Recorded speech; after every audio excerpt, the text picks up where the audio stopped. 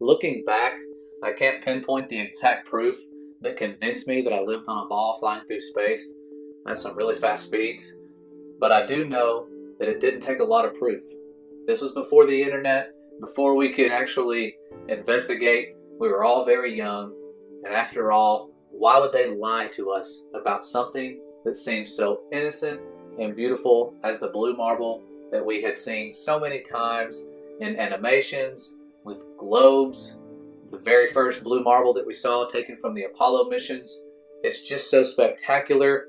Why would they lie and produce fake images of this thing? And that is perhaps one of the most important things to understand is why, but I'm not going to get into that. Many of you have been asking for proof, and I'm going to show you what I have seen and what many others have seen that lets us know we were given a false reality.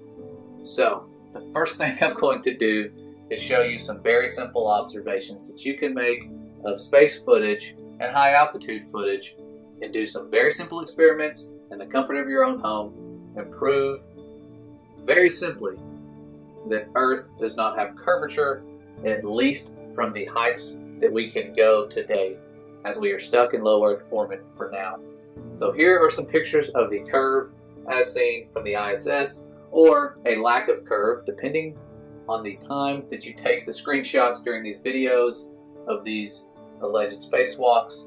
And here is a video of that curve, and you can watch it change.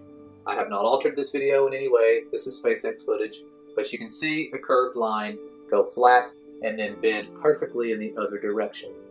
The bending in the opposite direction is key to solving this mystery because it's so darn simple. If you know how a fisheye lens or a wide-angle lens works, here's an example that someone else did, and I can leave this link in the description for you. But you can see how that straight line bends in both directions, and it will also go back to being flat. But if you take a curved line and do this yourself and try to make it bend like the space footage that you are seeing with an existing curve, it will not bend in the opposite direction on the outer edges, just like it does in the space footage. That is only possible with a flat horizon. You can do this yourself, repeat it over and over. Don't get mad at us if you can't do what you see in the space footage with a curved line. I couldn't do it. Blew my mind that it's that simple. And that's just one of many proofs. The next proof is going to come in the amount of missing curve that we have in many images as the conditions are right. Because there is a reason we cannot see Mount Everest from the United States, and it has nothing to do with curvature. Because there's a reason we can't see very far, and that reason is known as atmosphere. If you've ever been somewhere where there are distant mountain ranges, you'll always notice that the ones that are closer to you have more detail. The ones that are further away look a little bit hazy and start to blend in with the sky. Eventually, they will vanish into the sky and you will not be able to see them.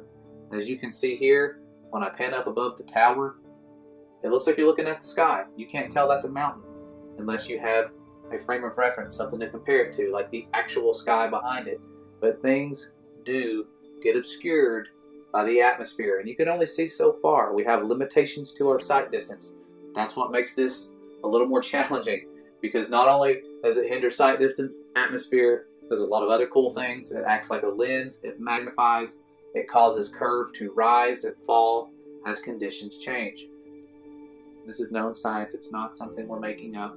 There is actual observable evidence of this. You can watch time-lapse footage like the one here over this lake where the curve literally rises and falls, and you can also see the mountains in the background are dropping.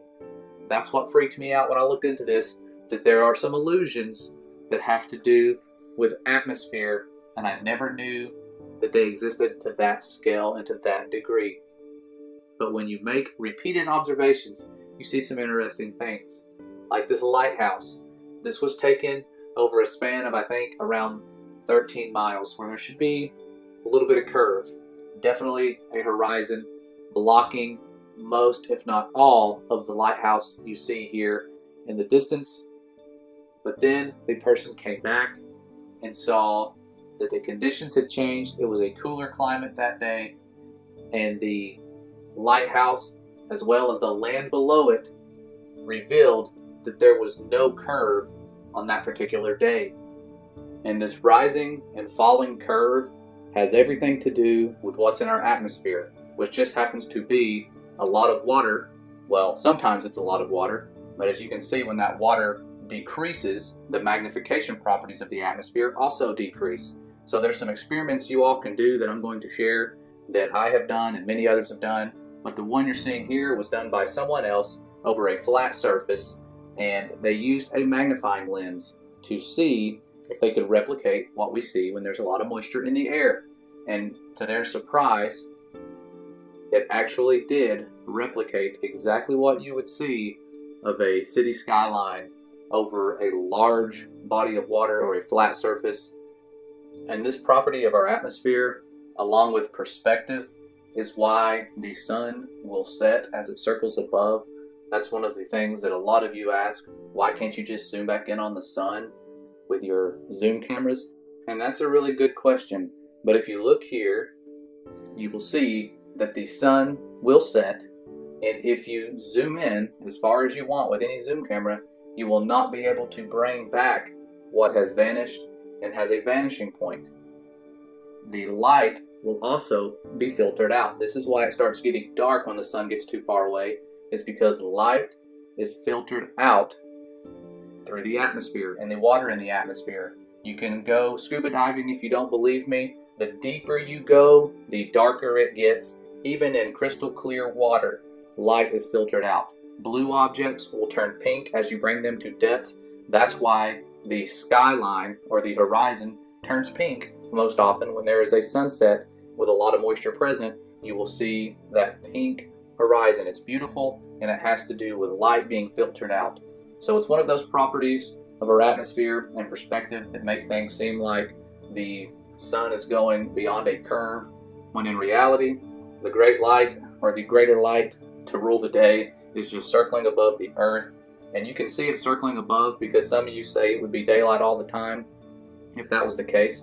And there are places on earth where that is the case, where the sun just circles above you and you can see it as it goes around and above the earth.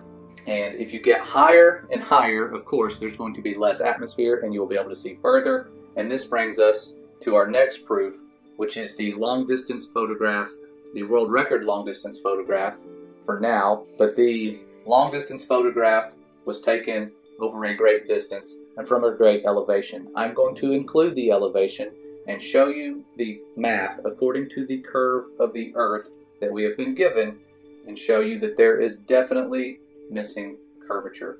So here is the eye height of 9,272 feet and a distance of 273 miles. And when you plug these numbers in, you get a hidden height of 16,030 feet. And then you can take those measurements and convert them to miles, and you get over 3 miles of curve that should be hiding you from seeing those mountain peaks in the distance that are only at an elevation of 2.5 miles, meaning they should be at least a half mile below the curve of Earth. They're not. You can see a majority of this mountain range, which is definitely not possible if Earth were the size and dimensions that have been given to us our entire life. And if this isn't enough proof for you, that's fine. There has definitely been some greater long distance videos and photos taken since this moment in time, as people have found ways to modify their cameras and use unique lenses that allow them to see much further, especially when you get higher in elevation above the atmosphere. And that's what happened here. The footage you are seeing is of a distance of around 1,200 miles. That is over 600,000 feet of missing curve, which equates, when you do the math on the globe calculator from that height, to around 119 miles of missing curve. And you can see in the distance there's definitely more to that horizon. It just gets obscured and you can no longer see it because of the atmosphere filtering out that light. So spectacular proofs that prove beyond a shadow of a doubt that the Earth is not what we've been told. And yet, even looking at this, it's okay to be skeptical. But even with all of this proof, there's still something missing. What keeps us from falling off of this flat and motionless plane? That's a great question as well, and that is the firmament. I'm going to show you the firmament and what proof we have of it, because yes, we have seen it. It has been captured on video. It's a highly censored video that I put out the very first time that took off and was banned in the US, but I'm going to show it again, and just hopefully it'll stay around long enough to wake up more people. But this footage was taken at a height of about 70 miles. And like we have heard in the Bible, there are waters below the firmament. Didn't really know what that meant until I saw this footage. And it's also tied in to one of the lost books that mentions this phenomenon. It was the Book of Enoch, and it talked about stars rising up to become lightning and not losing their form.